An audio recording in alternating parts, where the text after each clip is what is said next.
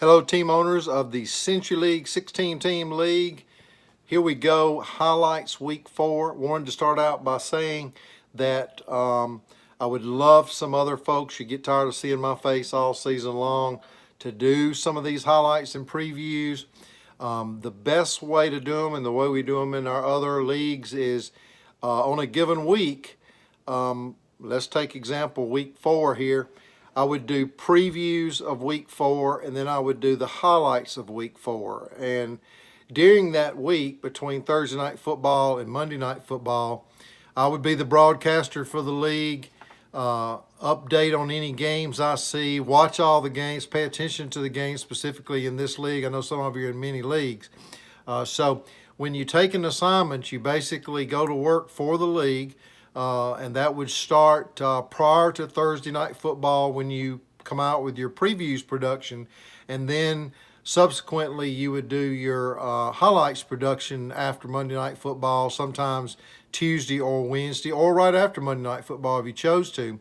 And during the week or during the weekend, watch the games, pay attention to the game so you can give a better highlights when highlights come.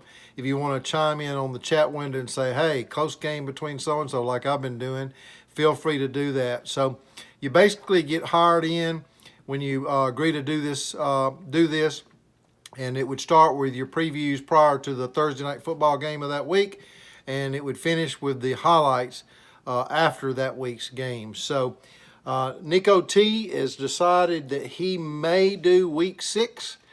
So here I am doing week 4 highlights, and I'm going to do week 5 previews combined here. Normally it would be 2 productions, and then next week I'll do week 5 highlights, and then from there hopefully Nico will take over for week 6. So we'll start this thing out with the upset of the week. The Rams, Harsh Meadows Rams, go to 1-3, take down Prentice Smith's Oakland Raiders here in the Century League. Prentice is 3-1, was undefeated, now 3-1. 103-91 was the final score there. Fournette, Gurley, and Woods just too much. Despite Keenum having almost no points, I think even negative points, Harsh was able to pull out a win over the Oakland Raiders in the upset of the week. The dog of the week, Nico T's Lions and Cody Ewing's Browns. It was the dog of the week. Low-scoring game. Took all the Monday night football for the Lions to finally pull out a win on a poor performance by 2 of his star players. But nonetheless, Lions go to 4-0. Cody Ewing 1-3. Cody, don't give up. There's no giving up in this league. The commissioner's always watching.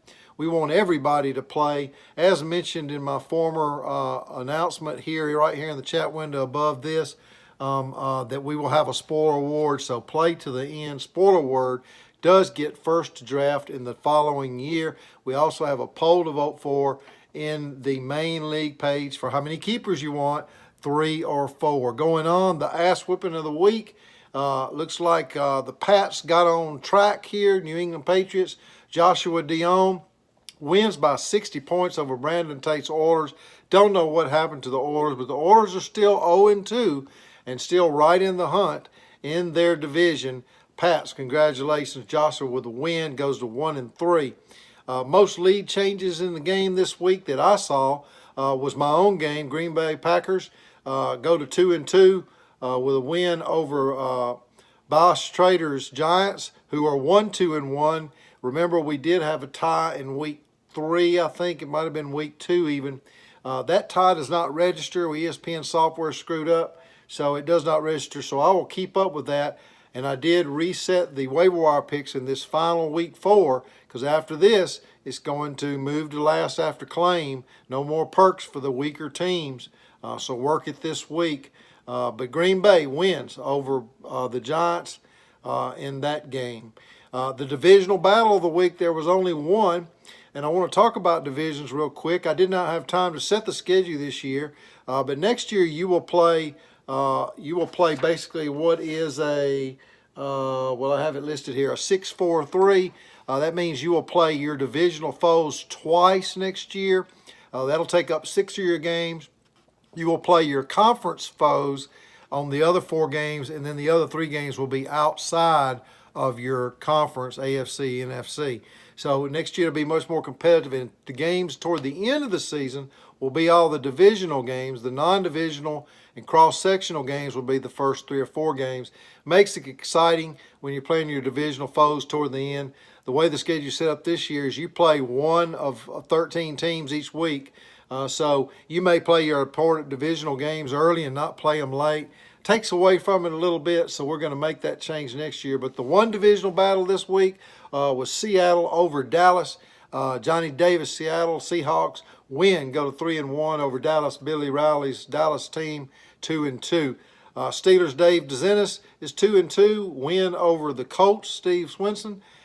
Bears, Ron wins. He's 3-0-1. He's one of those teams that tied. He is undefeated, but he's 3-0-1 with a tie. Win over the Cards, Amber Call. Amber said she may do some highlights in the future along with Nico, so that's exciting. Please, guys, practice a little bit. Practice on your own phone, just like I've done. When I first started, I took 1,000,000 takes just to get one right. So it just takes time, and you get comfortable over it, and it's fun over time. And then finally, the game of the week, the Broncos and the Chiefs. Steelers defense wins it for the Connor's Chiefs. He had a lot of points to gain with only the Steelers defense playing on Monday Night Football, and he did it. Scored 19 points. Unbelievable. Chiefs go to 3-1 over Phil's Broncos at 1-3. So that stands in the division. What you're looking at is Seattle's 3-1, Dallas is 2-2, heading up in the division in the NFC West. The NFC East, Detroit, Nico T, 4-0. Bears, 3-0-1. Pack, 2-2. Giants, 1-2-1. Anything goes, guys. The sneaky pack and work to do for the Giants. The Steelers, David DeZenis is 2-2. Cleveland, 1-3. Pats, 1-3. Coach, 1-3. One game out, guys. Fight for it. Division title is an important thing in our league. It takes you somewhere into the playoffs. And then Prentice Smith, Oakland Raiders are 3-1. Connor's Chiefs are 3-1. Oilers 2-2, and Broncos 1-3. Look, I've already gotten to know you guys' names. Of course, I've been doing this a while and gotten good at it. I'm excited to have all of you in the league. Hope all of you be back. Make sure you vote in the poll on the main league page. Take time to do that. Previews in week 5. NFC matchups, the Giants and Seattle. Bosch is trying to come back and win another game for the Giants.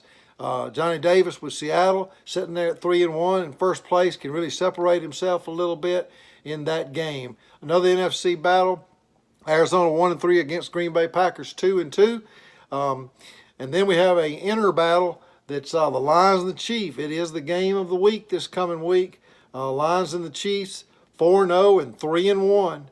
Nico and Connor, that's going to be good. In the AFC, we have first place Pittsburgh 2-2, Denver 1-3, trying to make a comeback, and another AFC matchup, Cleveland and Oakland. Cleveland's 1-3. Oakland, Prentice Smith is 3-1.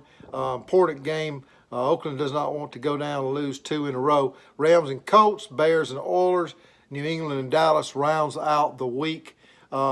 Again, as I said before, in the divisional battles this time in all my other leagues, they're starting their divisional battles. It gives you something to talk about in the previews, but it will as this league keeps going and records start to tally up. First, second place in division, wild card. Previews is going to get better and better, guys. So PM me, personal message on Facebook if you want to do them. Have a great week, and I will do highlights next week, week 5. Nico T, hopefully, week 6. Who knows, maybe Amber, week 7. All right, guys, have a great week.